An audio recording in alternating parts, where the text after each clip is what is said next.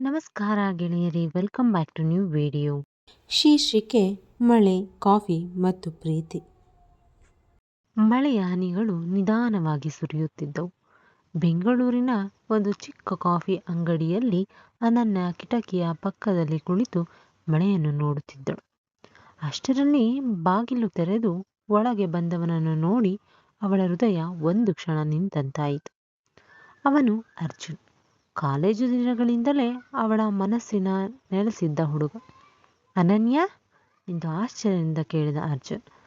ಅರ್ಜುನ್, ನೀನಾ ಎಂದು ಅವಳು ನಗುತ್ತಾ ಉತ್ತರಿಸಿದಳು.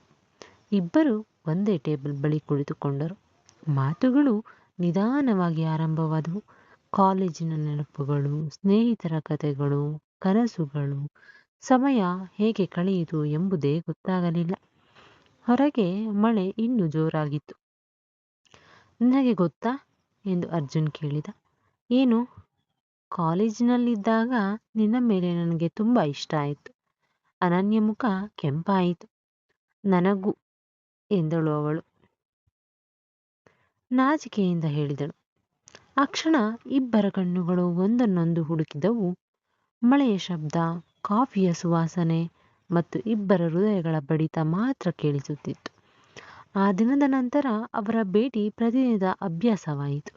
ಬೆಳಗಿನ ಶುಭೋದಯ, ಸಂದೇಶಗಳು, ಮಧ್ಯಾಹ್ನದ ಕಾಳಜಿ, ರಾತ್ರಿ ಗಂಟೆಗಟ್ಟಲೆ ಫೋನ್ ಮಾತುಗಳು. ಅವರ ಪ್ರೀತಿ ದಿನದಿಂದ ದಿನಕ್ಕೆ ಗಾಢವಾಗ್ತಾ ಹೋಯಿತು. ಒಂದು ಸಂಜೆ ಸೂರ್ಯಾಸ್ತದ ಸಮಯದಲ್ಲಿ ಅರ್ಜುನ್ ಅನನ್ಯಾಳನ್ನು ಒಂದು ಸುಂದರ ಉದ್ಯಾನವನಕ್ಕೆ ಕರೆದುಕೊಂಡು ಹೋದ. ಗಾಳಿ ನಿಧಾನವಾಗಿ ಬೀಸುತ್ತಿತ್ತು. ಅವನು ಅವಳ ಕೈ ಹಿಡಿದು ಹೇಳಿದ, ನಿನ್ನ ಜೊತೆ ಇರುವ ಪ್ರತಿಯೊಂದು ಕ್ಷಣ ನನ್ನ ಜೀವನದ ಅತ್ಯಂತ ಸುಂದರ ಕ್ಷಣ. ಅನನ್ಯ ಕಣ್ಣಲ್ಲಿ ಸಂತೋಷದ ಕಣ್ಣೀರು ತುಂಬಿತ್ತು. ನನಗೂ ಹಾಗೆ ಎಂದು ಅವಳು ಮೃದುವಾಗಿ ಉತ್ತರಿಸಿದಳು. ಇಬ್ಬರು ಒಬ್ಬರಿಗೊಬ್ಬರು ಹತ್ತಿರವಾಗಿ ನಿಂತರು. ಅವರ ಹೃದಯಗಳಲ್ಲಿ ಪ್ರೀತಿ ಮಾತ್ರ ಇತ್ತು. ಆ ಸಂಜೆ ಅವರ ಜೀವನದಲ್ಲಿ ಹೊಸ ಅಧ್ಯಾಯ ಆರಂಭವಾಯಿತು. ಪ್ರೀತಿ, ಗೌರವ, ನಂಬಿಕೆ ಮತ್ತು ಕಾಳಜಿಯಿಂದ ತುಂಬಿದ ಆ ಸಂಬಂಧದ ಕಾಲ ಕಳೆದಂತೆ ಇನ್ನಷ್ಟು ಸುಂದರವಾಯಿತು. ಮಳೆಯ ದಿನದಲ್ಲಿ ಆರಂಭವಾದ ಅವರ ಪ್ರೇಮ ಕಥೆ ಜೀವನ ಪೂರ್ತಿ ಉಳಿಯುವ ಸುಂದರ ನೆನಪಾಗಿ ಮಾರ್ಪಟ್ಟಿತ್ತು. ಈ ಕತೆ ಇಲ್ಲಿಗೆ ಅಂತ್ಯ. ಇಲ್ಲಿಗೆ ಈ ಕತೆ ಮುಗಿಯುತ್ತದೆ. ಸ್ನೇಹಿತರೆ, ನಿಮಗೆ ಈ ಕತೆ ಇಷ್ಟವಾಗಿದ್ದರೆ ಲೈಕ್ ಮಾಡುವುದನ್ನು ದಯವಿಟ್ಟು ಮರೆಯಬೇಡಿ. ಮತ್ತೆ ಇಂತಹ ಇನ್ನಷ್ಟು ಕತೆಗಳಿಗಾಗಿ ನಮ್ಮ ಚಾನಲನ್ನು ಸಬ್ಸ್ಕ್ರೈಬ್ ಮಾಡಿಕೊಳ್ಳಿ. ಮತ್ತೆ ಸಿಗೋಣ. ಧನ್ಯವಾದಗಳು.